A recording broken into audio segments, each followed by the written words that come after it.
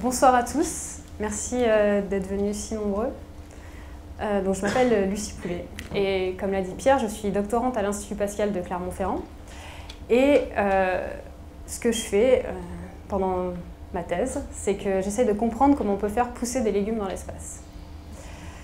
Et aujourd'hui, je vais vous parler de Mars, ou plus précisément de comment vivre sur Mars au travers des simulations de missions sur Mars que j'ai eu la chance de faire au cours de ces dernières années. Alors, j'ai participé à 3 simulations martiennes, en 2014 et en 2015. Il y en avait 2 qui étaient courtes, elles duraient 2 semaines. Et il y en avait une qui était un peu plus longue parce qu'elle durait 4 mois. Donc les 2 de 2 semaines, ça c'est la première. Ça c'est la deuxième de 2 semaines. Et là c'était pendant les 4 mois. Elles n'étaient pas au même endroit, ces 3 simulations. Elles étaient à 2 endroits différents. Il y en avait une qui s'est passée dans l'Utah, enfin 2 qui se sont passées dans l'Utah, les 2 courtes, à la base de MDRS, ça veut dire Mars Desert Research Station. C'est une base de la Mars Society. Et cette base accueille des équipes de scientifiques toutes les 2 semaines, entre décembre et mai. Et il y a un paysage assez caractéristique qui peut s'apparenter à un paysage martien. La troisième simulation que j'ai faite, c'était à Hawaï, et c'était sur un volcan, Mauna Loa, et cette simulation a duré 4 mois. Alors, je vais vous parler un petit peu brièvement, de pourquoi on fait des simulations et quelles sont les caractéristiques de ces sites analogues, c'est comme ça qu'on les appelle. Et ensuite, on entrera dans le vif du sujet qui est de vivre sur Mars. Donc en fait, ces analogues, ces 2 sites, ils ont des choses en commun. C'est le paysage qui ressemble à Mars. Donc là, on est dans l'Utah. C'est un désert qui est rouge. La vue par le hublot, c'est ça. Et donc, on est vraiment, voilà, il n'y a rien. On ne voit pas de ville, on ne voit pas d'animaux, on ne voit pas de végétation. On est à une bonne demi-heure sur une route très cabossée, donc une bonne demi-heure en voiture de la ville la plus proche. Et voilà, on a du sable rouge à perte de vue. À Hawaï, sur le volcan Mauna Loa, on est à 2500 mètres d'altitude, on est à 1h30 en voiture de la ville la plus proche. Mais c'est pareil, c'est une route de montagne, c'est difficile d'accès. On a aussi un paysage qui est rouge, marron, c'est des pierres volcaniques. Donc là, on se rapproche vraiment d'un paysage martien. Et on est perdu au milieu de la montagne aussi. Donc là, voilà, la vue par le hublot, on ne voit pas de ville. Mars. Alors Mars a certaines caractéristiques qui sont totalement différentes de la Terre et qui rendent du coup la vie à sa surface un petit peu plus compliquée. Donc on va revenir sur quelques points pendant cette conférence. Il y en a beaucoup d'autres que j'ai fait le choix de ne pas aborder ce soir parce qu'on a que la soirée. Mais je serai ravie d'en parler avec vous plus tard, si vous avez des questions. Donc la première chose pour Mars, c'est qu'elle est loin. C'est une planète qui est loin de nous. On ne s'en rend pas forcément compte parce que, surtout en ce moment, il y a beaucoup de buzz autour de Mars. Elon Musk veut aller sur Mars, Obama nous dit que la NASA va envoyer des gens sur Mars bientôt. Du coup, c'est la porte à côté, c'est facile, on va y aller. Mais on oublie facilement que c'est pas aussi facile que d'aller par exemple sur la station. Donc la Station Spatiale Internationale, qui est là, elle est à 400 km au-dessus de nos têtes. Donc on peut y aller avec le Soyouz, en 6 heures on y est facile. La Lune, elle est 1000 fois plus loin, 400 000 km. Donc là, ça devient un peu plus compliqué, mais c'est faisable. Mars, quand elle est au plus éloigné de la Terre, elle est à 400 millions de kilomètres. Elle est 1000 fois plus loin que la Lune. Donc, ça demande une préparation spécifique et ça demande des moyens de voyage et des durées de trajet qui sont beaucoup plus longues. Il faut 6 à 8 mois pour aller sur Mars. Et 6 à 8 mois, ça c'est quand on prend la fenêtre qui est disponible tous les 2 ans, quand Mars et la Terre sont au plus près. Sinon, ça prendrait plus longtemps.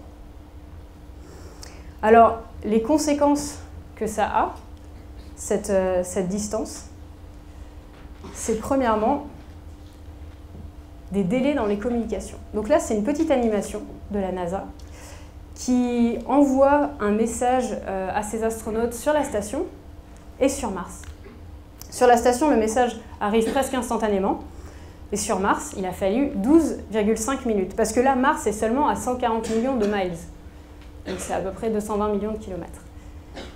Quand Mars est à 400 millions de kilomètres de la Terre, il faut 21 minutes à un message pour aller de la Terre à Mars. Et ensuite, il faut 21 minutes au message pour aller de Mars à la Terre. Donc on en est déjà à 42 minutes de délai dans les communications. Et ça, c'est quelque chose qu'on peut simuler. Et quand j'étais à Hawaï pendant 4 mois, on avait un délai dans nos communications. C'est-à-dire qu'on n'avait que 40 minutes, pas 42 minutes. Mais quand on envoyait un message, on savait qu'on n'aurait pas de réponse avant 40 minutes. Et si on a une réponse en 40 minutes, c'est que c'est quelqu'un qui tape très très très très vite. Donc ça, c'est quelque chose qui est simulable facilement, qui permet de se préparer à des missions vers Mars et qui peut être étudié. Et c'est quelque chose qu'on devra prendre en compte lors des futures missions habitées sur Mars, parce que ça veut dire qu'on ne peut pas avoir de communication directe avec qui que ce soit. On ne peut pas skyper, on ne peut pas faire des retransmissions vidéo en live. C'est pour ça aussi qu'on ne peut pas opérer des robots depuis la Terre en direct sur Mars. L'autre conséquence de ça, d'être loin, c'est qu'il faut être autonome en énergie, en eau, en ressources. Et donc ça, pour le simuler, nous on avait des panneaux solaires. C'était notre seule source d'énergie. Donc là on nous voit, je suis là, et ça c'est ma collègue Annie, et on était en train de vérifier des gaz autour des panneaux solaires. Là, vous voyez qu'on a des combinaisons différentes, j'y reviendrai. C'est juste qu'on avait testé différents types de combinaisons pour cette simulation. Donc, on avait des combinaisons jaunes et des combinaisons qui étaient blanches avec des traits bleus. Et les combinaisons jaunes, l'avantage, c'est que sur un sol rouge, elles ressortent très très bien. Donc ça, c'est notre dôme, et le dôme où j'ai passé 4 mois. Et donc là, on a les panneaux solaires. Et sur cette photo, ce qui est intéressant, c'est qu'on voit nos réservoirs d'eau. Donc là, c'est les réservoirs de 2 fois 500 gallons qui nous servaient, qui étaient ravitaillés toutes les 4 à 5 semaines par notre équipe de support. Et là, nous avions notre réservoir des eaux usées. Et donc c'est comme ça qu'on faisait avec l'eau, donc il fallait faire très attention. On avait le droit à 8 minutes d'eau par semaine pour se doucher. Mes coéquipiers et moi, on a utilisé moins que ça, donc moi j'étais à 4 minutes en moyenne. Donc ça veut dire 1 minute à 1 minute 30 par douche, tous les 2 ou 3 jours. On avait des lingettes aussi pour se faire sa toilette les jours où on ne pouvait pas prendre de douche. Il faut savoir que sur la Station spatiale internationale, les astronautes n'ont pas de douche. Ils utilisent juste des lingettes. Voilà, donc une grosse économie d'eau. Et comme on économisait l'eau au maximum, on avait aussi les toilettes sèches. Donc là, c'est un petit film juste pour vous les montrer. Donc les toilettes, voilà, elles sont là. Il y a du compost à l'intérieur avec des bactéries. Et en maintenance, il faut tourner une poignée comme ça qui permet de mixer le tout et d'arriver à un compost. Le problème, c'est que ces toilettes ont eu un petit souci au bout de 2 mois. et qu'il a fallu les vider. Ça, c'était la partie moins drôle. Voilà. Mais on le dit pas. Voilà. Bon. Du coup, Mars est loin, mais Mars a aussi une gravité qui est inférieure à la gravité terrestre. Et ça, on ne peut pas le simuler. En tout cas, on ne peut pas le simuler dans un dôme comme ça, sur un volcan à Hawaï. On peut le simuler dans des vols paraboliques, pendant une vingtaine de secondes. Mais ça, il faut le prendre en compte pour les futures missions. Et donc, la différence de gravité entre la Terre et Mars, elle est due à leurs différentes tailles. Si on pèse 100 kg sur Terre, on pèsera 38 kg sur Mars. Donc attention, quand on dit que Mars a une gravité réduite, ça ne veut pas dire qu'on est en apesanteur. Souvent, on a la confusion, on dit, mais alors sur Mars, on flotte. Non. L'apesanteur, c'est ce que vous avez à gauche. La gravité martienne, c'est à droite. À gauche, les gens flottent véritablement. À droite, vous allez voir qu'ils font des bonds de géants, ils peuvent sauter, mais ils retombent toujours au sol. Regardez la bouteille, hop, elle retombe par terre. Là, ils arrivent à faire, voilà, l'eau flotte, il n'y a pas de problème, on est en apesanteur. Donc ça, ces deux simulations, là, elles ont été faites dans des vols paraboliques, donc c'est des avions, des A310 de Novespace qui décollent au-dessus de l'Atlantique, qui font des paraboles comme ça. Et à chaque parabole, on a 20 secondes d'apesanteur ou de gravité martienne, ça dépend de l'angle de l'avion. Ça dépend de l'angle de l'avion, voilà. Et là, je vous montre une vidéo de sport. Et je vais vous expliquer pourquoi juste après. Et ça, c'était notre occupation journalière, pratiquement, pendant nos 4 mois. Pendant 4 mois, tous les jours, ou presque, j'ai fait entre 1h30 et 2h30 de sport. Et donc, il y a plusieurs raisons à ça. C'était d'une part pour rester fidèle à la simulation, et d'autre part parce que sinon, j'avais du mal à dormir parce que notre dôme faisait 11 mètres de diamètre, et bon, quand on peut marcher que 10 mètres en ligne droite, au bout d'un moment, on n'est pas vraiment fatigué musculairement le soir, donc il faut se dépenser un petit peu. En fait, sur Mars, la gravité est réduite. C'est ce que je vous ai dit, on pèse 40% de notre poids terrestre. Donc, qu'est-ce que ça veut dire pour nos os et nos muscles? Ça veut dire qu'on n'en a plus l'utilité, ou plus autant l'utilité. Donc, on a une perte osseuse et musculaire qui est très importante. Donc, si on envoie des gens sur Mars qui devront rentrer sur Terre, il faut qu'ils puissent conserver ses muscles et ses os. Donc, il faudra qu'ils fassent du sport. À l'heure actuelle, sur la station spatiale, les astronautes font environ 2 heures de sport tous les jours, 7 jours sur 7. Sur Mars, ce ne sera pas aussi important parce que, bon, il y a quand même 40% de la gravité terrestre et ça permet de maintenir une petite condition physique. Mais ce sera quelque chose qui sera quotidien et qui devra vraiment faire partie de leur emploi du temps. L'autre caractéristique de Mars qui fait qu'on va devoir vivre autrement, c'est la faible pression atmosphérique.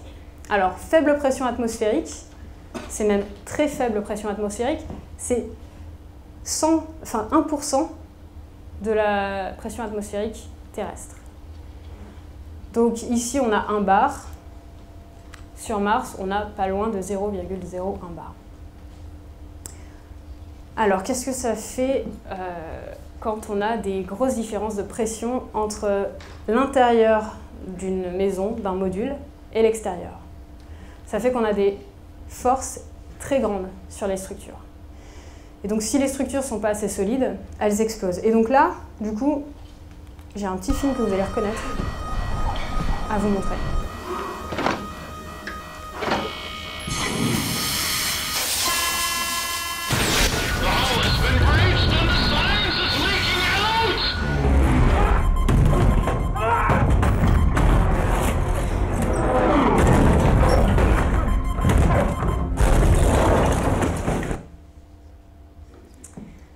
Donc ça, c'est un extrait de Seul sur Mars.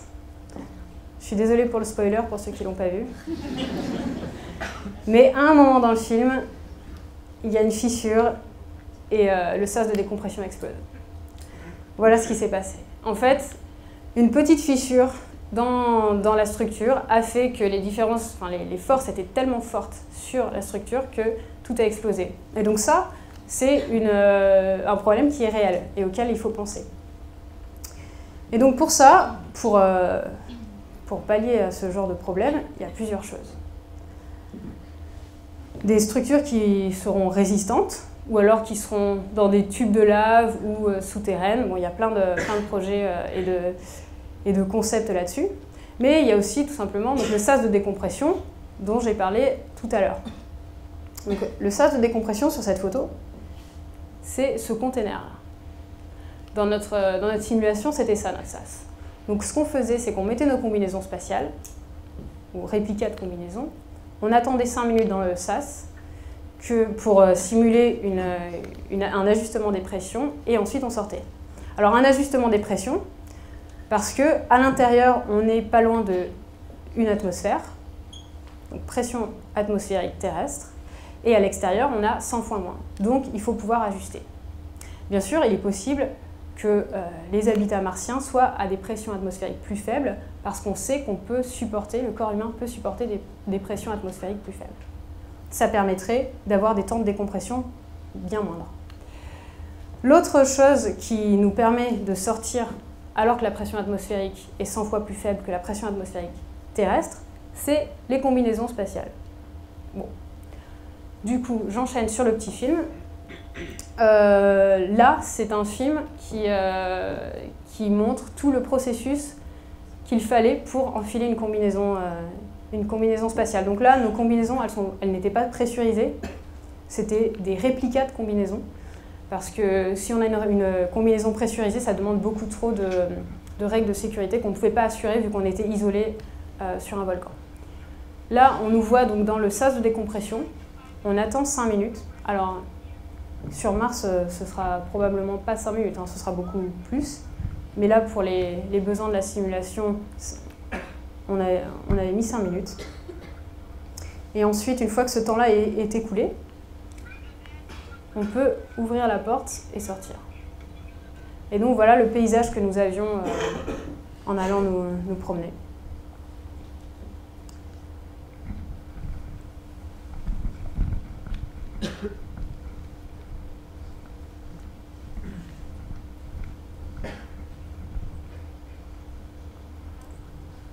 Donc ce jour-là, avec ma coéquipière Annie, nous allions faire des relevés sur le sol. L'outil que j'ai dans les mains, c'est un outil qui permet de faire des mesures sur la dureté du sol. Donc là, vous voyez nos panneaux solaires. On va passer à côté.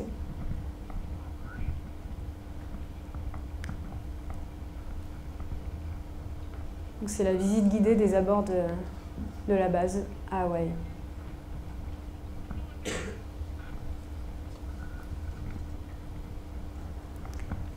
Ce qu'il faut voir aussi, c'est que donc, les combinaisons spatiales qu'on avait, c'était très dur de marcher avec et de plier les bras, de plier les jambes, de plier les doigts. Et c'était fait exprès, parce que quand on a une combinaison qui est pressurisée, avec une différence de pression importante entre l'intérieur de la combinaison et l'extérieur, il est difficile de pouvoir attraper des choses, de pouvoir plier les mains, les bras et attraper des choses. Et donc tout était fait pour qu'on puisse simuler ça, simuler cette difficulté. Ne pas pouvoir avoir du mal à faire des travaux minutieux à l'extérieur en combinaison.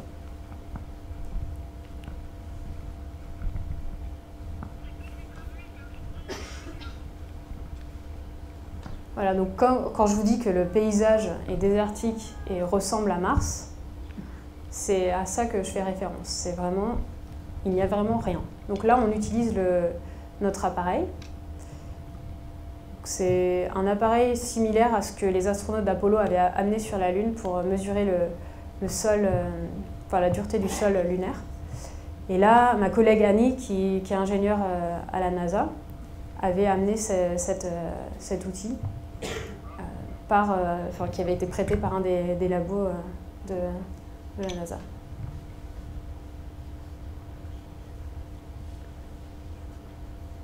Voilà, donc il s'agit de tourner et avec, suivant les poids qu'on met, on a le résultat. Et donc là, vous voyez, avec les gants, tout devient beaucoup plus difficile.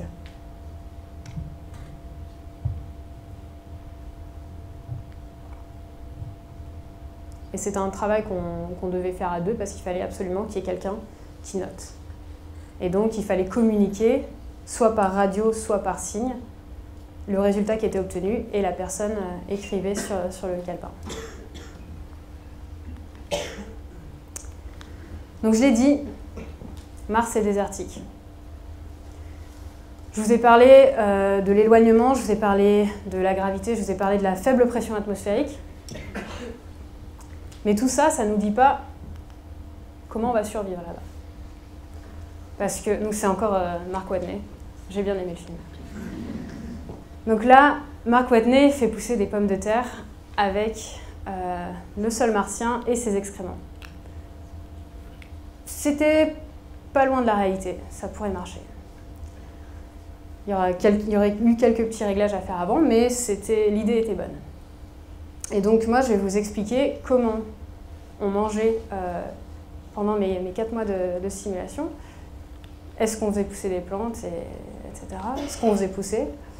Et qu'est-ce qui est envisagé pour les missions vers Mars?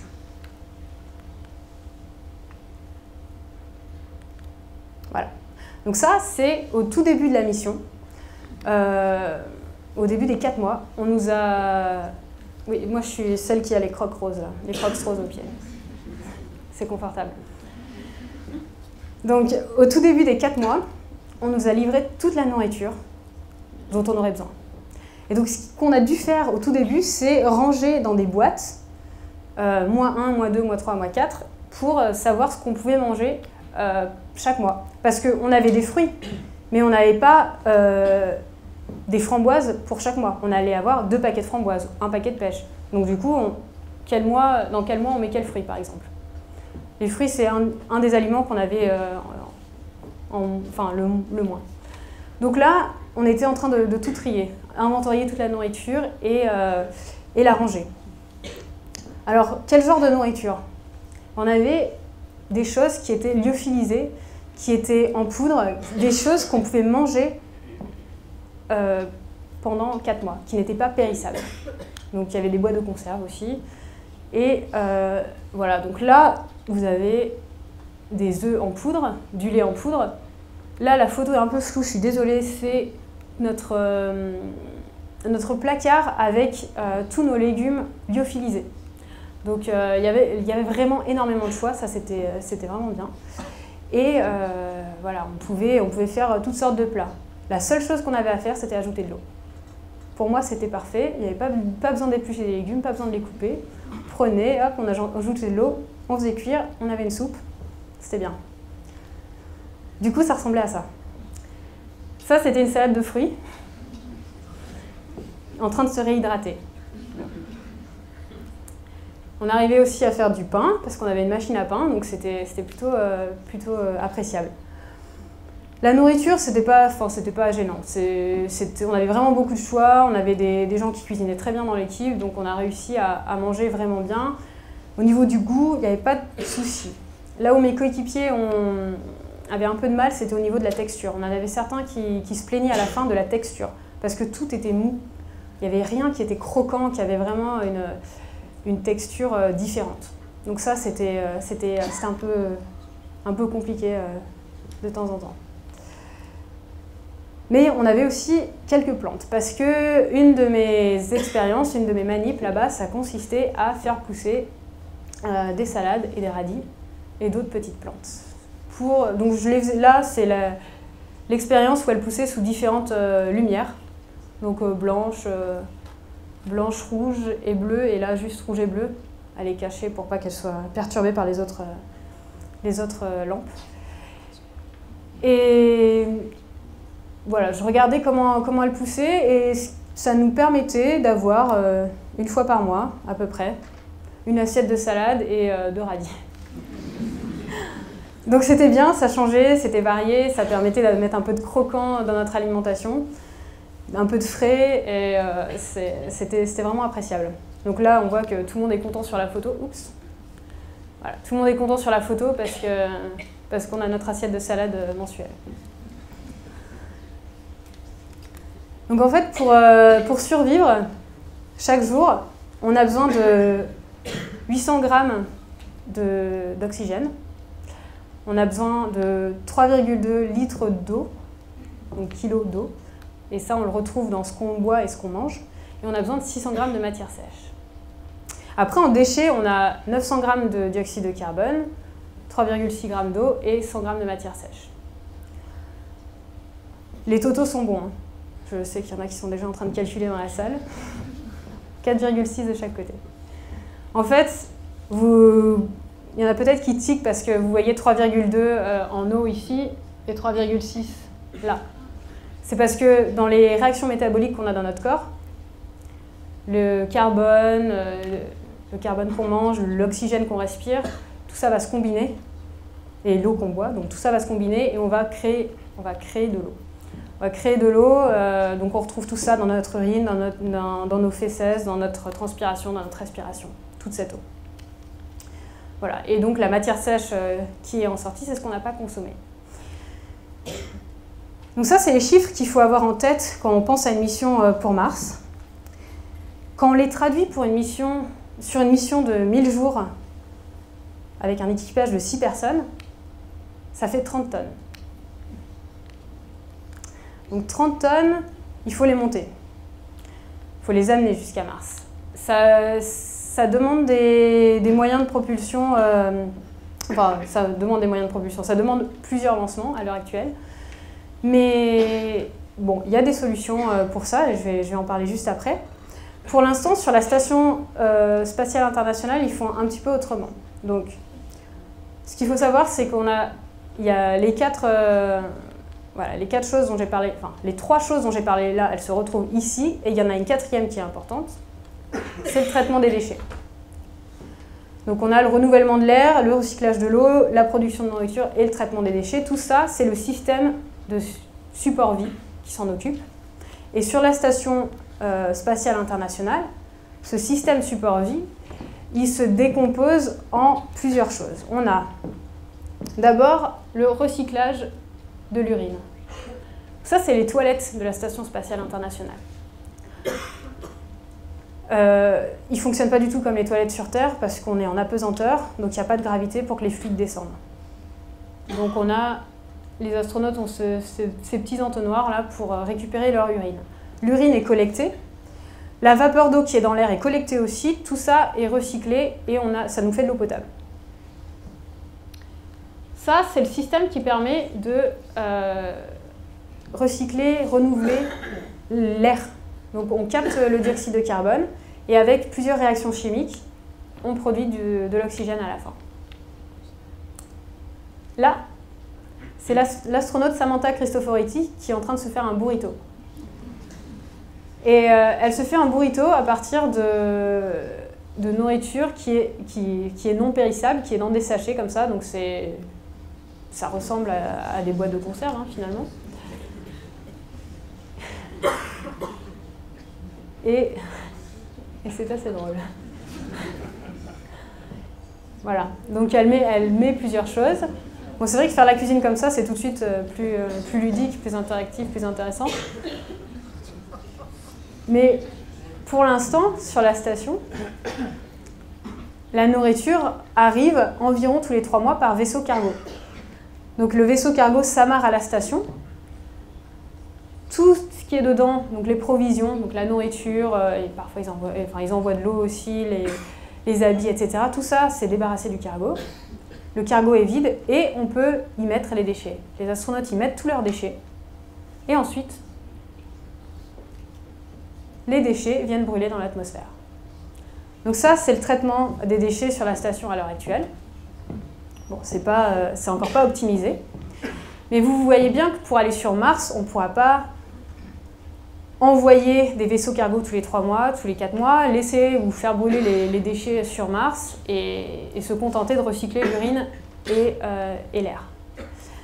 Et donc, il y a un projet de l'Agence spatiale européenne qui s'appelle le projet MELISA. c'est le projet sur lequel je fais ma thèse.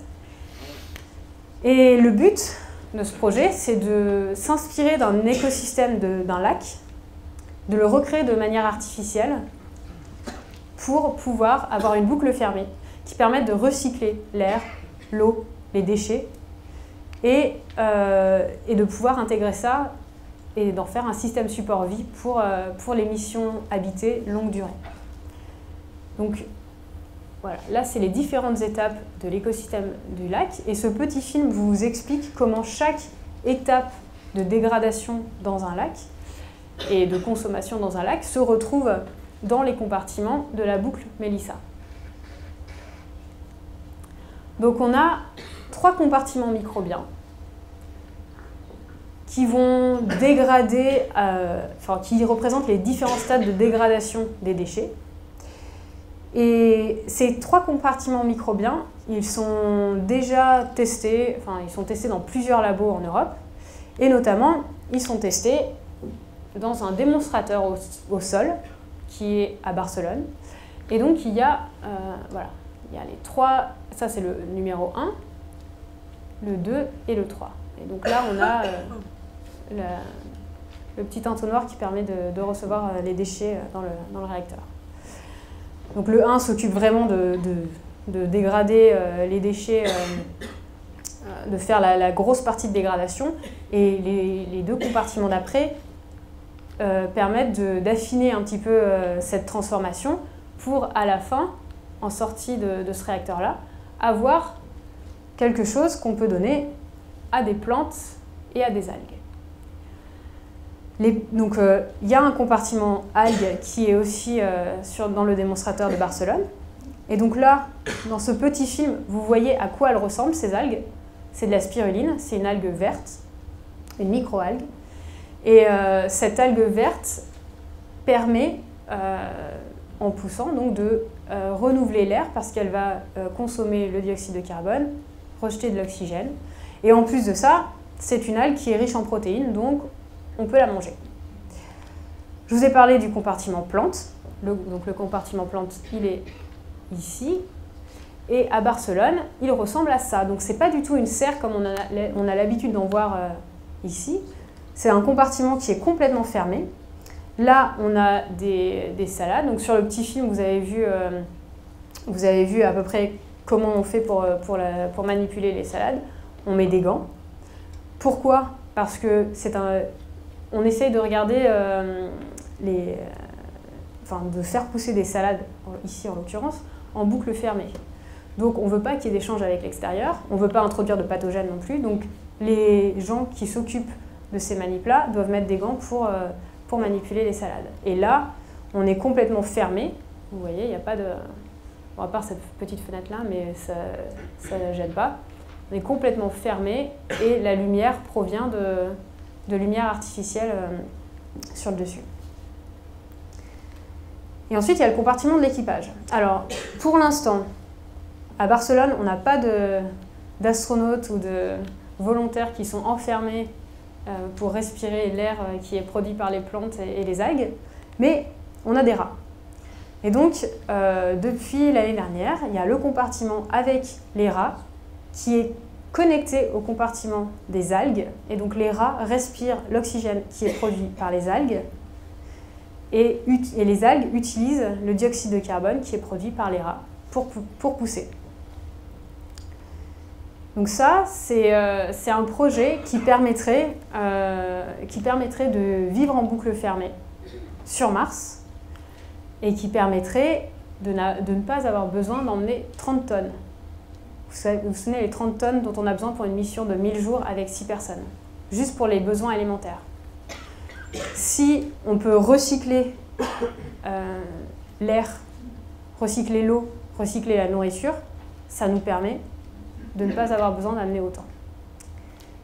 Et pour finir, parce que j'ai beaucoup parlé du dôme dans lequel j'ai passé 4 mois, je vous laisse avec un petit film, il est muet, pour vous faire un petit tour, un petit état des lieux de l'intérieur. On a vu beaucoup l'extérieur, on n'a pas vu l'intérieur. Donc là, on commence, c'est la cuisine.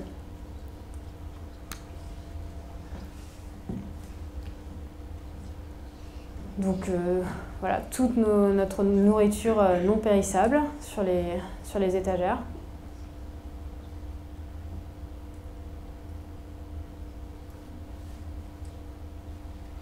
Voilà, le grand choix de légumes.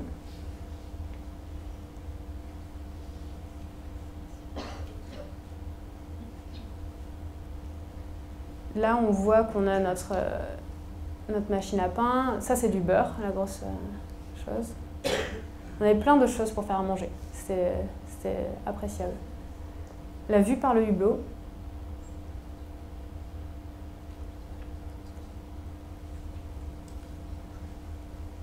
Et on se retrouve dans le salon.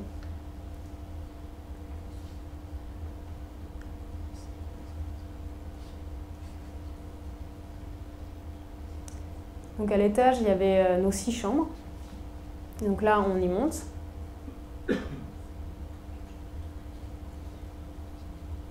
C'est ma coéquipière Tiffany. Et ça, c'est ma chambre. Bon, elle était un peu remplie. C'est parce qu'avant de partir, j'ai eu des lettres et des mots de tous mes proches. Et je les ai accrochés au mur. Surtout que c'était des lettres et des mots à ouvrir à certaines dates. C'était pour que je tienne le coup pendant 4 mois. Et donc, à chaque fois que j'en ouvrais une, je l'accrochais au mur. Donc, on avait un lit, un bureau. C'était petit, mais ça suffisait. On n'avait pas besoin de plus. Avec des rangements, voilà, sous le lit. Il y avait des rangements un peu partout parce que c'était tellement petit qu'il fallait stocker toutes nos affaires. Et donc là, on descend, on arrive à un des systèmes dans lequel je faisais pousser des plantes. C'est un ancêtre de Veggie, le système qui est sur la Station spatiale internationale en ce moment, qui permet de faire pousser des plantes sur la station. Là, c'est notre salle de bain, avec les toilettes sèches dont j'ai parlé tout à l'heure. Et on avait donc une douche qui servait pas si souvent que ça, finalement. Et un chrono dans la douche, pour être sûr de ne pas dépasser. Voilà, donc là on arrive dans le labo. Et donc dans le labo, il y avait mes plantes, il y avait d'autres choses, mais mes plantes prenaient énormément de place. Et voilà. Voilà, là vous avez une vue à l'entrée et il y a une sorte de machine sur la gauche que je pointe là en ce moment. C'est une petite expérience d'hydroponie qu'on avait mis au point avec mes coéquipières. Et voilà, c'était juste un petit montage comme ça avec une pompe d'aquarium et pour voilà, recirculer de l'eau et voir comment nos graines de laitue s'en sortaient.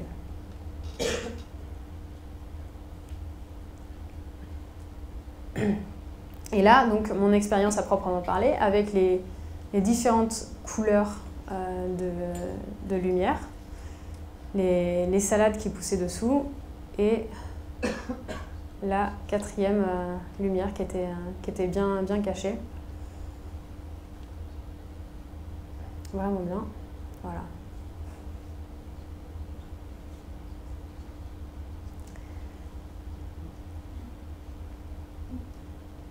Et pour finir, je vous emmène, donc vous allez voir notre sas de décompression et ça c'était le sas de décompression, et notre atelier. Dans notre atelier, on avait tous les outils dont on avait besoin pour réparer les choses qui cassaient. C'est là qu'on stockait notre nourriture aussi. Les caisses derrière moi, c'est la nourriture. Mais là, le film a été fait à la fin de la mission, donc il n'y a plus autant de caisses. Et ça, c'est les batteries. C'est nos batteries qui étaient chargées par nos panneaux solaires. Voilà. Et nous sommes à la fin. Et donc, je voulais vous remercier pour votre attention. Et je serais ravie de prendre les questions si vous en avez.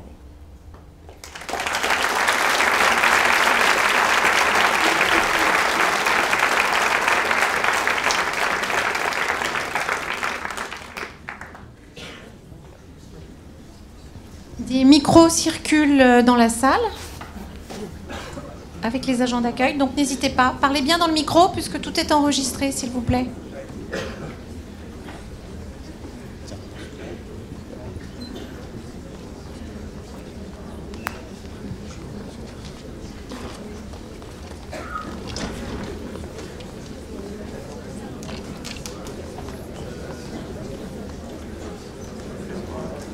Il y a une question au milieu, je crois.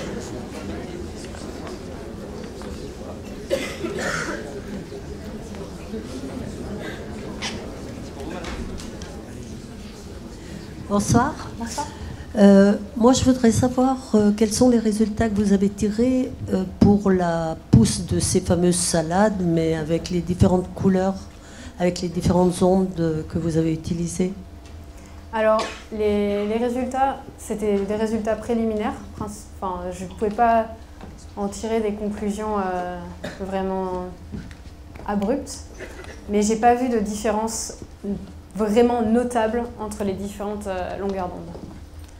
Il n'y avait pas de différence significative pour dire bah oui, le bleu et le rouge ça marche beaucoup mieux que le blanc. En fait, c'était assez similaire. Les différences observées étaient plus dues à des problèmes de contrôle de température entre les différents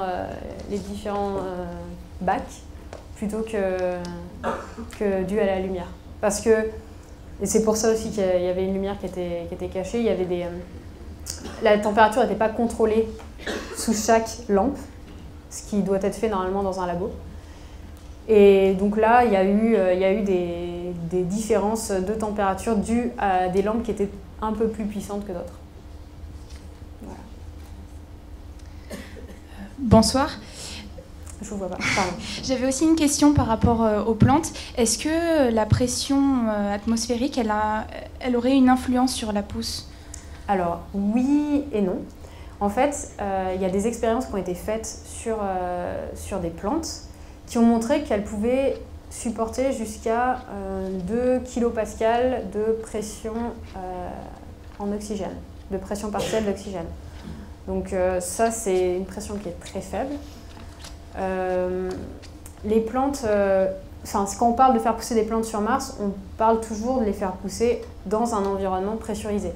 Il n'est pas question de les faire pousser sur la surface de Mars comme ça parce qu'elles ne pourraient pas supporter la pression atmosphérique. Donc les plantes peuvent supporter des pressions atmosphériques vraiment inférieures à nous, mais la pression atmosphérique de Mars est encore trop faible pour elles. Merci.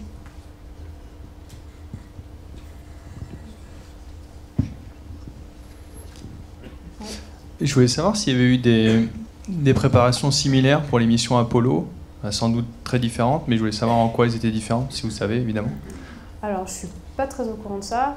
Après, je pense qu'ils ont eu des entraînements où ils étaient en équipe, en groupe, pendant plusieurs jours.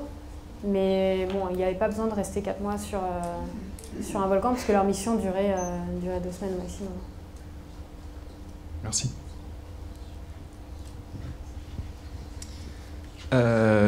Je voulais savoir si c'était possible, du coup, si avec les conditions qu'il y a sur Mars, ce serait possible et ou intéressant de pouvoir emmener des espèces d'animaux de petite taille en fait pour faciliter peut-être la production de plantes, la culture des plantes sur Mars. Alors la facilité, c'est-à-dire pourquoi les animaux la faciliteraient, ce serait... Non, je sais pas, des animaux de petite taille qui peuvent vivre dans la terre ou quoi, qui peuvent avoir des oui, influences. Donc, des insectes ou... Par exemple. Ah voilà. d'accord, oui. Les insectes, oui, c'est très étudié. Pour plusieurs choses, pour la pollinisation et pour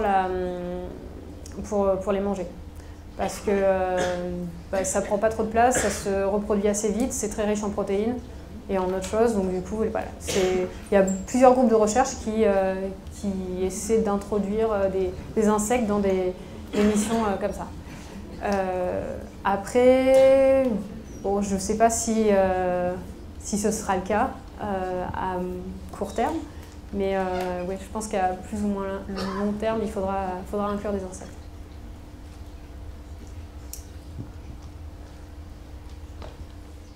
Vous avez parlé du projet Mélissa.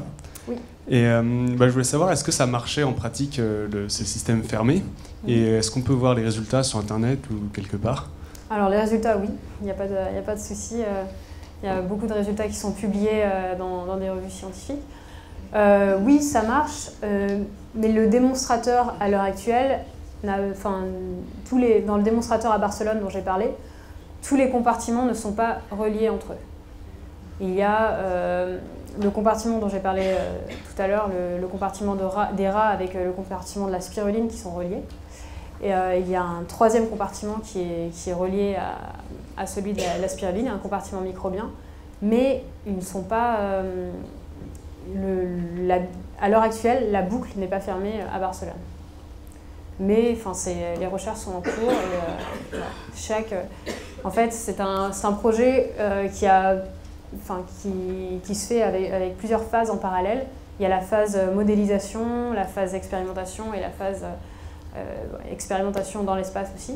Expérimentation au sol et expérimentation dans l'espace. Et toutes ces phases se font en parallèle. Et à l'heure actuelle, on a presque tous les compartiments qui ont été modélisés. Tous les compartiments ont été testés individuellement et maintenant on en est à la phase de les relier. D'accord, merci. Voilà. Et si on voulait nourrir un équipage de 6 personnes, il faudrait que ça fasse quelle taille? La serre, par exemple? Les différents systèmes. Alors les différents systèmes, je ne connais pas les chiffres. Pour une serre, il faudra à peu près 1000 à 1500 mètres carrés. Merci.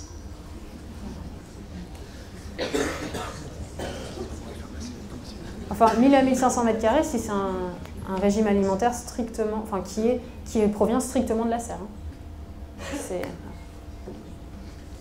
Bonsoir. Je voulais demander, est-ce que vous pensez que ce serait...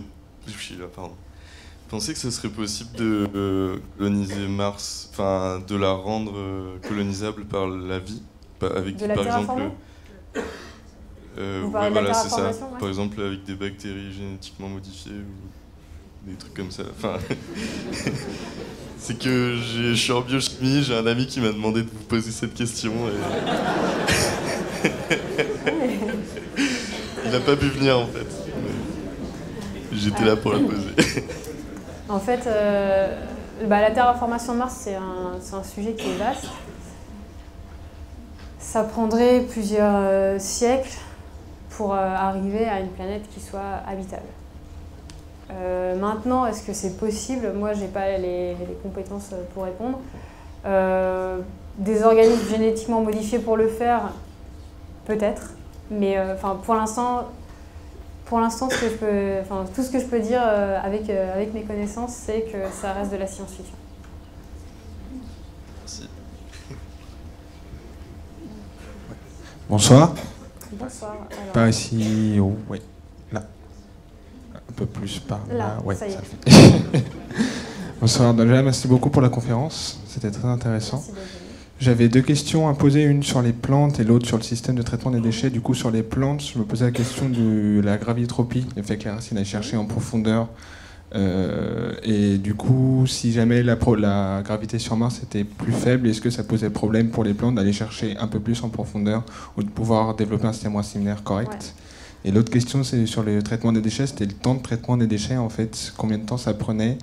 Et est-ce qu'on était capable de recycler tous les déchets par ce système-là qui imite un peu le système des lacs, le système lacustre, mais qui n'est pas capable de traiter forcément tout type de déchets, notamment en vie humaine, avec d'autres molécules qui vont... Voilà.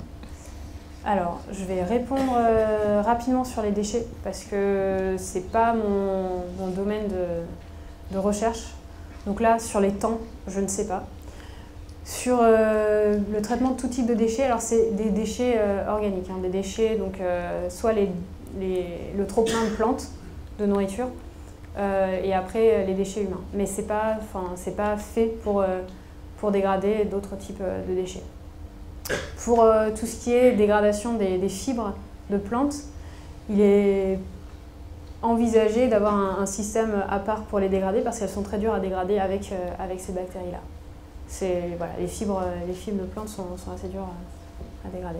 Et le temps, du coup, temps, j'ai pas d'ordre de grandeur à vous donner. Parce que je ne travaille pas sur ce compartiment-là et du coup, j'ai pas les temps. Par contre, sur le gravitropisme, hop là. Voilà. Donc ça, c'est une plante qui a poussé dans des conditions normales, 1G. Et ça, c'est une plante qui a poussé dans des conditions d'apesanteur. Et donc ce qu'on voit, c'est que là, on a une racine principale avec quelques petites racines sur les côtés, mais principalement une racine principale qui va vers le bas. Et là, on a des racines qui vont dans tous les sens. Donc le gravitropisme dont vous parliez, c'est ça. C'est le fait que sur Terre, les racines sont attirées dans le sens de la gravité. Donc on parle de gravitropisme. Les tiges sont attirées dans le sens contraire. Quand on n'a plus cette direction de la gravité, les racines continuent à pousser, mais elles n'ont pas de direction privilégiée. Et donc, on se retrouve avec des systèmes qui sont comme ça. Alors, à l'heure actuelle, on n'a pas montré que c'était gênant pour attraper des nutriments, etc. Ça n'avait pas été documenté dans la littérature, mais c'est un des thèmes sur lesquels je me penche dans ma thèse. Donc peut-être, dans 1 an et demi, j'aurai une réponse plus précise à vous donner là-dessus. Voilà. Après, ce qui est plus gênant quand on est en apesanteur, pour ces problèmes de racines, c'est que l'eau va avoir tendance à s'accumuler autour des racines et à les asphyxier. Parce que les racines ont besoin d'oxygène aussi. Et comme il n'y a pas de convection naturelle dans des conditions d'apesanteur, on a tendance à avoir des couches limites sur les racines qui les asphyxient. Donc ça, c'est plus un problème que le gravitropisme en lui-même. Voilà. Merci beaucoup. Bonsoir. Alors, pardon. Si, à votre droite. Non, à droite. Merci. Merci déjà. Et puis ensuite, ma question, c'était par rapport disons plus au psychologique, parce que ça fait partie des choses importantes sur des missions lointaines et longues. Et du coup, je voulais savoir déjà comment on se sentait après 4 mois dans un dôme avec des gens, je ne sais pas si vous les connaissiez avant spécialement ou pas. Voilà, et est-ce que en ce moment, ce qu'ils font sur la Station spatiale internationale de laisser des gens très longtemps, est-ce que c'est lié un petit peu à ces études-là, si vous le savez? Alors, mon équipe, je l'ai rencontrée une semaine avant de... Enfin, je l'ai rencontrée en vrai une semaine avant de passer 4 mois avec eux. On s'était tous parlé par Skype avant et au téléphone pour organiser la mission. Mais voilà, la vraie rencontre s'est faite vraiment une semaine avant. Comment on se sent après 4 mois? Moi, je me suis sentie bien et j'ai gagné 5 amis très proches. Donc ça, voilà, c'était vraiment positif. Après, je ne vais pas vous mentir, c'est comme dans toute coloc. Sauf que là, c'est une coloc où on ne peut pas sortir et qu'on est à 6 dans 120 mètres carrés et que parfois c'est un petit peu étroit. Il y a des tensions qui naissent. Les tensions naissaient principalement quand on travaillait ensemble parce qu'on a tous des formations qui sont différentes. Et il y avait des gens qui voulaient un peu imposer leur méthode, donc ça générait quelques tensions. Mais du coup, c'est des choses qu'on retrouve dans la vie de tous les jours aussi. Sauf que là, c'est un peu exacerbé parce que on est obligé de rester avec les personnes, on peut pas s'enfuir. Voilà. Mais il n'y avait rien eu de dramatique et c'est tout. Après, une des choses qui m'a un peu marquée, c'est la perte de notion du temps. Parce que comme je voyais les mêmes personnes tous les jours dans le même environnement, j'avais pas d'événements marquants pour me souvenir, me dire « mais oui, c'est vrai qu'il y a 2 semaines, j'ai pris un café avec un tel à tel endroit, donc c'était il y a 2 semaines. » Là, quelque chose se passait, je n'arrivais pas à me souvenir le lendemain ou le surlendemain si ça s'était passé 2 jours avant, 2 semaines avant, 1 semaine avant, je n'arrivais pas, vraiment. Donc ça, c'était un petit peu perturbant, parce que d'habitude, j'ai pas de problème pour me situer dans le temps. Après, sur la Station spatiale internationale, les missions en général sont de 5 à 6 mois. Là, il y a eu 2 astronautes un cosmonaute et un astronaute qui sont restés 1 an. 1 an sur la station. C'est en préparation de missions longue durée. Ce qu'ils voulaient voir, c'est comment un organisme humain est affecté par les différentes radiations qu'ils subissent, par l'isolation, par tout ça. Ça, c'est sûr. En plus, un des astronautes avait son jumeau qui est resté sur Terre. Donc, voilà, astronaute américain, son jumeau resté sur Terre, et donc ils ont pu comparer à la sortie les différences physiologiques. Est-ce que ça répond à votre question? Bonsoir. Bonsoir.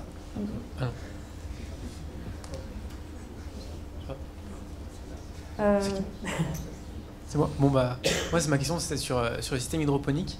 Savoir comment vous arriviez à le faire fonctionner et son efficacité. Il fallait rajouter des nutriments souvent ou comment ça se passait et puis surtout l'efficacité. Alors là, le système hydroponique que j'ai présenté, c'était vraiment juste une petite démonstration pour voir si ça fonctionnait. On l'avait construit avec des matériaux de récupération qu'on avait sous la main. On avait, qu'est-ce qu'on utilisait comme... On utilisait de l'eau avec un engrais qu'on avait pour les autres expériences. Et on n'a pas eu besoin de changer l'eau et de remettre des nutriments si souvent, parce qu'en fait l'expérience a été très courte. On l'a fait sur 10 jours. Donc on n'a pas eu le temps de vraiment observer des manques de nutriments. Mais en général, les systèmes hydroponiques, les systèmes qui sont bien faits, un peu plus robustes, ça marche très bien, il n'y a pas de problème. Il faut juste avoir les bonnes sondes de pH et de quantité de sel dans la solution pour savoir quand remettre des nutriments. Merci. Bonsoir. Bonsoir. Est-ce qu'il peut y avoir des dangers pour un équipage de vivre dans un milieu fermé avec des plantes? Pas à ma connaissance. Alors, je vais prendre l'exemple de la Station spatiale internationale. Il y a tout ce qui est amené là-bas est désinfecté, nettoyé le plus possible. Tout ne peut pas être entièrement stérilisé. Et puis, il y a des êtres humains qui sont sur la station, donc ils voient l'apparition de moisissures régulièrement sur les murs de la station.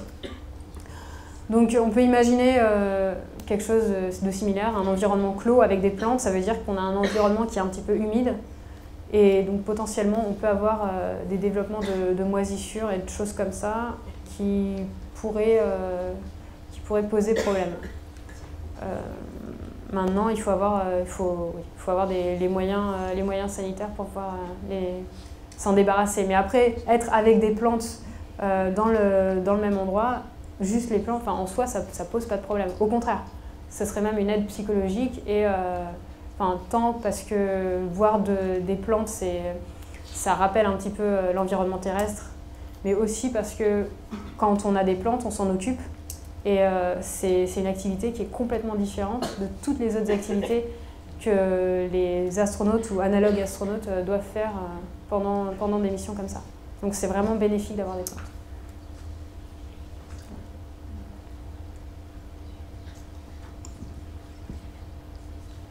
Bonsoir. Vous êtes où? Je suis là. Ah, pardon. Bonsoir. Du coup, c'était une question au niveau de la pression atmosphérique. Je me demandais s'il y avait déjà des études en cours, des mises en situation avec déjà une pression atmosphérique réduite par rapport à celle de la Terre. Et jusqu'à combien vous pensez qu'on puisse descendre sans que ça nous affecte trop, en fait? D'accord. Alors, des études avec la pression atmosphérique, il y en a eu. Sur les plantes, donc ça j'ai déjà répondu, il y en a eu, il n'y a pas de problème. En fait, les combinaisons spatiales que les astronautes utilisent quand ils vont faire des sorties sur la station, elles sont à 300 millibars. Donc la pression atmosphérique normale c'est 1 bar, elles sont à 300 millibars. Et 300 millibars c'est une pression atmosphérique qui est basse mais qui est supportable pour le corps humain. Ce qui va se passer, par contre, pour rentrer dans la combinaison, dans ces cas-là, parce que la station est à une atmosphère, 1 bar, ce qui va se passer, c'est qu'il va falloir faire des paliers de décompression comme en plongée pour pouvoir rentrer dans la combinaison. Donc ça prend plusieurs heures. Donc une des solutions qui est envisagée pour les habitats sur Mars, par exemple, ce serait d'avoir des habitats qui seraient à la même pression atmosphérique que les combinaisons qu'on utilisera. Comme ça, on peut juste l'enfiler et après on attend dans le sas de décompression et on sort. Parce que s'il faut attendre 4-5 heures pour avoir fait tous les paliers et ne pas risquer d'avoir les problèmes avec l'azote, c'est embêtant.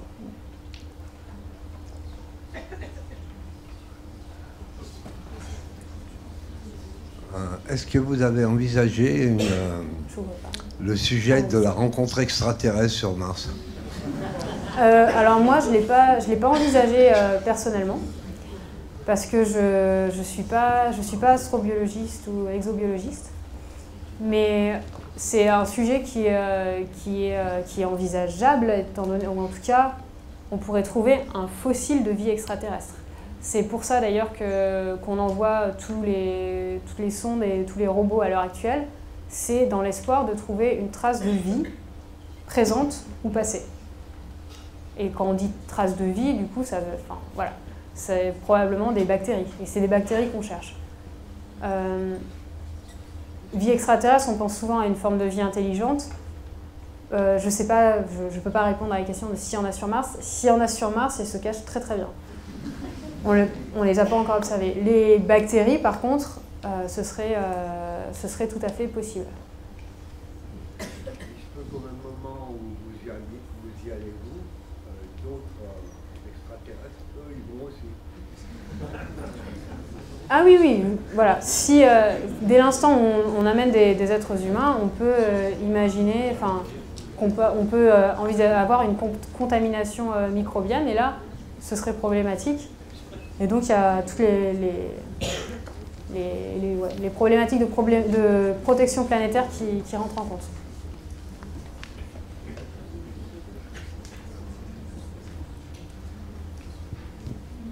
Bonsoir. J'aurais voulu savoir quelle terre vous avez utilisée pour faire pousser vos plantes pendant Pardon. Alors la terre que j'ai utilisée là pour les expériences sous les différentes lumières, c'était du terreau classique que j'avais acheté avant la mission. Mais je me suis aussi amusée à ramasser de la terre volcanique qui était autour et à faire pousser différentes plantes dedans, soit juste avec la terre volcanique, soit avec la terre et le volcanique et le terreau. Le problème de la terre volcanique, c'est que c'était vraiment, c'était des cailloux, quoi. C'était complètement poreux, et donc on avait un peu de mal à garder l'eau dedans, donc les plantes séchaient. Mais voilà, c'était plus des expériences pour tester que vraiment quelque chose de suivi. Bonsoir. Bonsoir, Ici, je ne là. vois pas. Ah, pardon. Alors, j'aurais une question à propos du séjour. Est-ce que quelqu'un est tombé malade, et sinon, si quelqu'un tombait malade pendant le séjour, comment vous vous organisiez? Alors, personne n'est tombé malade. En fait, quelqu'un avait un rhume au début, on l'a tous attrapé. Donc pendant les 2 premières semaines, on était tous un petit peu enrhumés, mais après on n'a plus du tout été malade parce qu'on était en contact avec aucune autre personne qui pouvait nous transmettre des pathogènes. Donc comme les seuls virus ou bactéries qu'on avait amenés, en tout cas virus, je pense, parce qu'on avait déjà été immunisés contre, on n'est pas retombé malade. Le danger, plus que tomber malade, là, ce serait de se blesser. Quand on fait des sorties, voilà, de se tordre une cheville, de se casser quelque chose, parce que ça peut arriver. Là, on avait donc ma coéquipière Tiffany, que vous avez vu dans sa chambre pendant qu'on faisait le tour. C'était notre officier médical de la mission. Donc elle n'est pas médecin, mais elle a été formée, elle a une formation vraiment étendue au premier secours. Donc elle a travaillé dans des services aux États-Unis qui arrivent les premiers sur les lieux d'accident, donc pas pour faire les soins, mais pour prendre en charge la personne. Donc elle est capable de faire ça. Et après, on avait un médecin au sol qui était en liaison régulière avec nous. Si on avait mal quelque part, si on s'était fait mal, on pouvait écrire un mail au médecin et discuter avec lui. On avait même envisagé de faire des vidéos pour discuter avec le médecin au cas où ce soit quelque chose qu'on ne puisse pas décrire avec des mots. Et vous continuez de faire le temps? Ah oui, oui, bien sûr, bien sûr. Sauf en cas d'urgence. Si on a une urgence, on avait un téléphone d'urgence qui était là au cas où il y a une urgence très importante. Voilà. J'avais aussi une autre question, c'est si par exemple il y avait un appareil qui se cassait et que vous ayez plus de pièces de rechange. Ah oui, très bonne question, parce qu'en fait on a plein d'appareils qui se sont cassés pendant toute la mission. Alors au début de la mission, l'équipe qui organisait la mission nous a dit on va vous stresser, on va vous simuler des pannes partout. Et ils n'ont pas eu besoin parce que tout est tombé en panne l'un après l'autre. Donc du coup, on a eu une perte de communication pendant une semaine. On a eu une panne électrique qui était gênante parce qu'on avait des échantillons biologiques, de salive et autres dans le congélateur. On a eu les toilettes qui ont complètement pas marché. Et voilà, donc il y a plein de choses qui n'ont pas marché à un moment donné de la mission. Et là, il a fallu qu'on se débrouille. Donc pour les communications, l'équipe de support n'avait pas compris qu'on n'avait plus de communication parce que, en fait, on avait un tout petit peu de bande passante et on arrivait à envoyer des messages pour dire « Hey, on a vraiment un gros souci dans les communications, faites quelque chose ». Mais pour eux, on envoyait encore des messages, donc c'était bon. Et donc, on a voulu résoudre ce problème en simulation, donc on n'a pas voulu utiliser le téléphone de secours. Et donc, c'est vrai qu'à un moment donné, on s'est demandé si on n'allait pas faire comme Mark Watney sur Mars et écrire avec des pierres dehors pour leur dire « Hey oh !» Voilà. Donc, non, mais le problème des pièces de rechange, c'est un vrai souci. On a notre tapis de course et notre vélo qui sont tombés en panne et on n'avait pas les pièces de rechange. Il a fallu, du coup, dans ces cas-là, comme on est en simulation, l'équipe au sol peut les commander et nous les amener. Mais sur Mars, il faudra avoir des pièces de rechange ou en tout cas la possibilité de les créer. Et c'est pour ça que l'impression 3D est très regardée pour ça, parce que c'est vraiment facile. Il y avait une mission dans l'Utah, donc j'en ai pas beaucoup parlé là, des missions dans l'Utah, les missions plus courtes de 15 jours. L'année dernière, ou il y a 2 ans, il y avait une équipe de super-héros qui était là-bas et il y a eu un filtre d'une pompe à eau qui s'est cassé. Et ils avaient une imprimante 3D, ils ont imprimé le filtre et l'ont remplacé. Voilà. Donc ça, c'est une bonne démonstration de ce qu'on peut faire avec ça. Merci. Bonsoir. Ici. Pardon, quel côté ? Tout en haut. Tout en haut. Alors okay. J'ai une petite question. Du coup, dans le cas d'une expédition sur Mars, quels sont les différents systèmes de culture en fait, qu'on pourrait employer là-haut et quels seraient leurs principaux avantages en fait ? Les différents systèmes de culture par exemple, hydroponie, aéroponie, c'est ça ? Hydroponie, aussi les systèmes veggie et tout ça. D'accord, ok. Eh ben, bon, dans le cadre d'une mission sur Mars, on pourrait utiliser... Là, dans le cadre du projet Melissa, par exemple, ce qui est regardé, c'est de l'hydroponie. De l'hydroponie à film mince. Donc ça veut dire qu'on a vraiment un léger filet d'eau qui passe avec les nutriments, dans lequel les racines baignent. Il faut envisager des systèmes où on n'a pas besoin de beaucoup d'eau et qui prennent le moins de place possible. Donc c'est pour ça qu'un système comme ça est très regardé. L'aéroponie pourrait marcher aussi sur Mars parce que il y a pas tout... Il y a de la gravité, donc on peut utiliser de l'aéroponie comme on l'utiliserait sur Terre.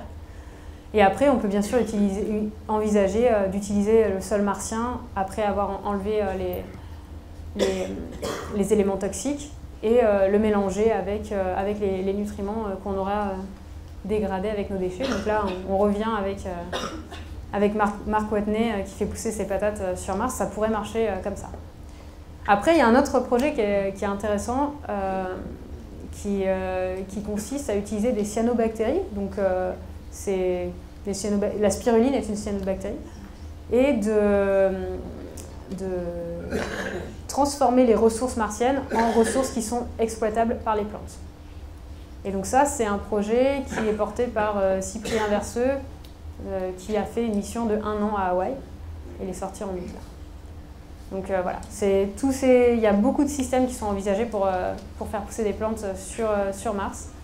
Et voilà, tous peuvent se combiner. Et il y a plein de solutions, il n'y a pas une solution à arrêter.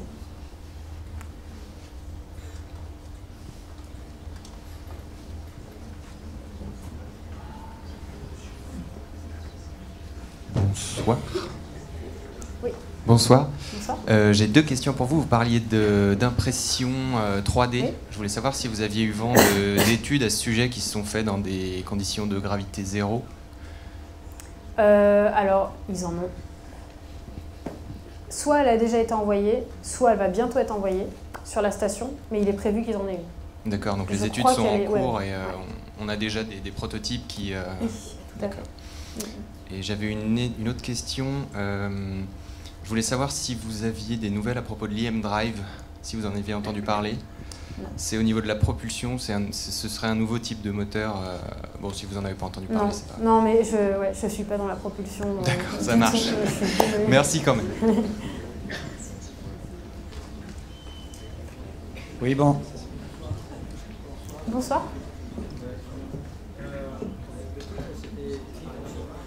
Oui.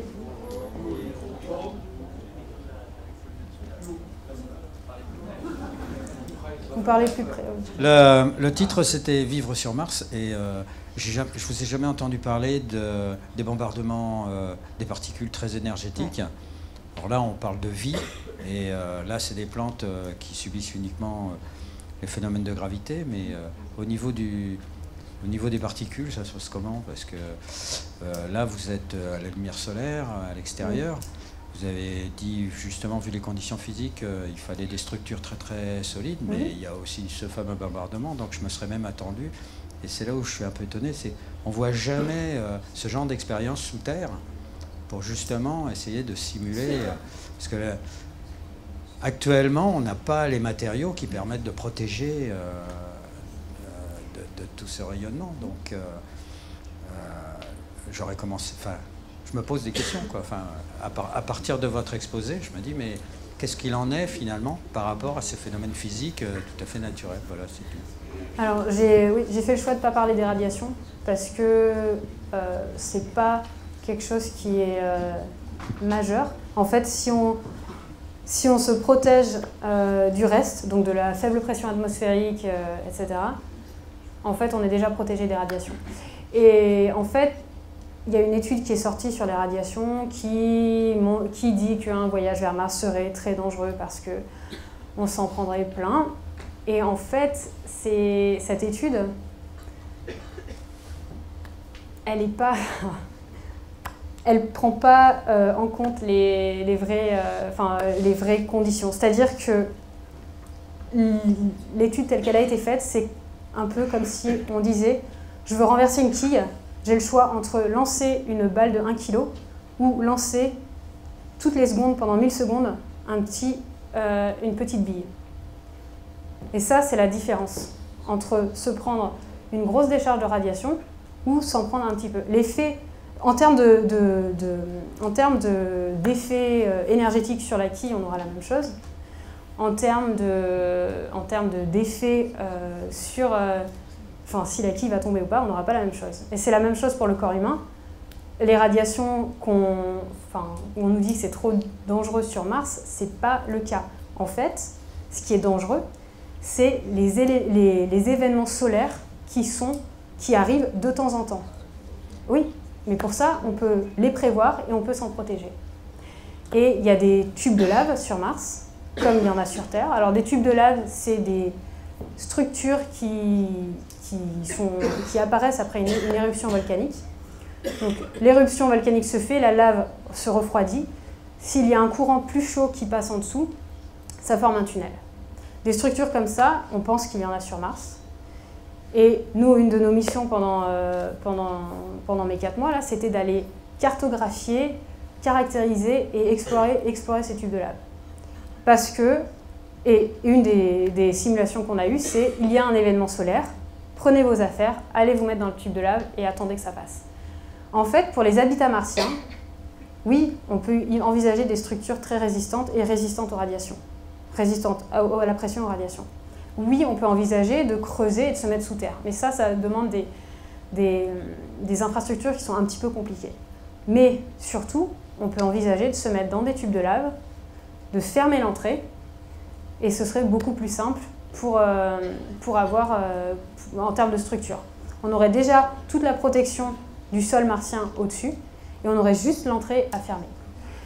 Ça, c'est envisageable pour des habitats martiens, donc ce seraient des habitats souterrains, enfin dans des grottes finalement, et ça permettrait de protéger des radiations. Pour les événements comme les tempêtes solaires, etc., donc le fait que Mars est si sensible aux radiations, c'est parce que Mars n'a plus de champ magnétique.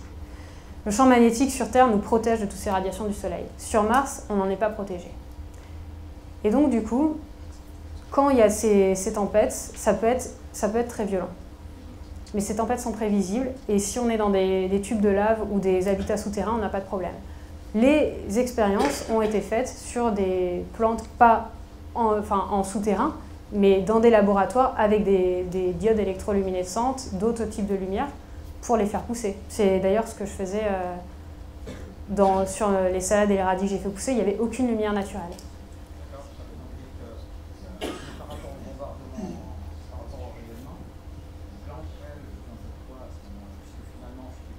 Les plantes sont beaucoup plus résistantes aux radiations que les humains.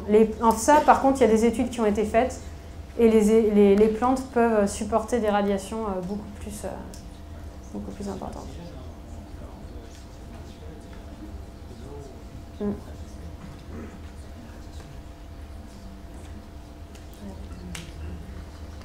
Bonsoir. Bonsoir. Je me posais une question. Dans quelle mesure vous et vos collègues, vous avez servi de cobayes pendant cette mission? Est-ce que vous avez été particulièrement suivi sur le plan médical, sur le plan psychologique? Est-ce qu'on vous a pesé, etc. pendant toute la mission?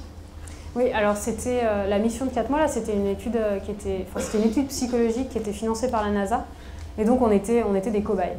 On avait 5 questionnaires à remplir par jour, on en avait 2 hebdomadaires, on avait des petits tests de cognition à faire tous les 15 jours aussi, des tests en équipe pour observer la cohésion et la performance de l'équipe et son évolution au cours des 4 mois. Et on avait aussi des suivis physiologiques, on avait un brassard à porter en permanence qui mesurait nos cycles de sommeil, nos dépenses énergétiques, notre rythme cardiaque, et on avait un petit collier autour du cou qui mesurait nos interactions. Si on parlait l'un en face de l'autre, ça allait faire ça flashait bleu et on savait qu'on était en train d'interagir. Voilà. Et donc du coup voilà, il y avait ça mesurait le son, ça mesurait la lumière, ça mesurait plein de choses. Et après, on avait des échantillons de salive qui étaient prélevés. Et ça, c'était pour l'expérience d'une de mes coéquipières. Et oui, c'est à peu près tout en termes de... J'ai une autre question. Après cette mission, quand vous êtes revenu sur Terre, qu'est-ce que ça a changé de votre vision de la Terre? Je me suis aperçue qu'il y avait plein de choses que je considérais comme... normales et acquises qui en fait ne l'étaient pas, comme prendre ses chaussures, aller dehors et courir. Ou l'air frais, profiter du soleil, tout ça. J'essaie de passer plus de temps dehors maintenant. Vraiment. J'enchaîne. En fait, l'impression que ça me donne en général, c'est qu'il y a encore énormément d'inconnus et pas des moindres. Et je voulais savoir, peut-être avoir votre avis un petit peu sur les prédictions possibles de voyage sur Mars et leur réalisme, etc. Enfin voilà, peut-être avoir votre avis un peu sur qu'est-ce qu'on peut imaginer de crédible dans les années à venir. Alors, il y a des inconnus, mais après, il y a aussi énormément de chercheurs et de chercheuses qui travaillent pour résoudre ces inconnus. Les dates annoncées, c'est 2030 pour la première mission sur Mars, et moi ça me paraît faisable. Après, on ne parle pas forcément d'une mission de 1000 jours tout de suite, mais on peut rester 1 mois à la surface. Ça veut dire qu'on peut amener une partie de la nourriture, on peut en faire pousser un petit peu, mais sous forme de petites salades machines, comme ils appellent ça. Ça permet d'avoir un petit complément alimentaire, mais pas basé entièrement sur des procédés biologiques. Parce que ces technologies-là ne seront pas forcément mûres dans 15 ans. Mais 2030, ça paraît faisable. Moi, j'avais juste une question par rapport à l'eau. Juste là. Juste là-haut. Là-haut. D'accord. Oui. Par rapport à l'eau, en fait, vous disiez qu'il fallait une serre de 1500 m² pour pouvoir alimenter 6 personnes. J'imagine qu'il faut un stock tampon d'eau qui ne doit pas être négligeable pour démarrer le processus. Est-ce que vous avez une idée du volume dont on a besoin? Est-ce qu'on a les moyens de l'envoyer? Alors le volume, j'ai pas de chiffres à vous donner. Et oui, bien sûr, oui, il faudra un stock tampon d'eau. Après, si on imagine des cultures où il faut vraiment peu d'eau, comme les films fins en hydroponie ou de l'aéroponie, on peut vraiment travailler avec très très peu d'eau. Ok, merci. Bonsoir. On a parlé tout à l'heure. Pardon. On a parlé tout à l'heure des questions psychologiques de cette mission et de l'expérience à laquelle vous avez participé. Je me demandais justement pour, par exemple, 2030, est-ce que vous savez quel dispositif serait mis en place vis-à-vis d'un soutien psychologique pour que ce soit sur le long terme, l'éloignement avec les proches, ou aussi pour tout ce qui est des questions un petit peu plus urgentes si jamais il y a des dangers sur place? Alors là, les missions comme celle à laquelle j'ai participé, ça permet justement de voir un petit peu ce qu'il y a à prendre en compte d'un point de vue psychologique. Après, moi je ne suis pas au courant de ce qui va être mis en place spécifiquement pour ce genre de mission. Bien sûr, il y aura toujours un psychologue de mission sur Terre qui sera prêt à répondre aux interrogations. Je pense que, mais bon ça ce sera peut-être pas fait, mais je pense que si c'est pour des équipages qui partiront aussi longtemps, il faudra des entraînements qui soient, des entraînements en équipe sur plusieurs mois. Et il faudrait que les équipages se connaissent tous parfaitement bien et sachent quels sont les points faibles et les points forts de chaque personne pour pouvoir désamorcer les tensions dès qu'il y en a qui commencent à naître et les éviter et savoir gérer les conflits. Ça, ce sera vraiment important. Merci. Merci à tous. On va arrêter là les questions. Sinon, je pense qu'on va y passer la nuit. Bien.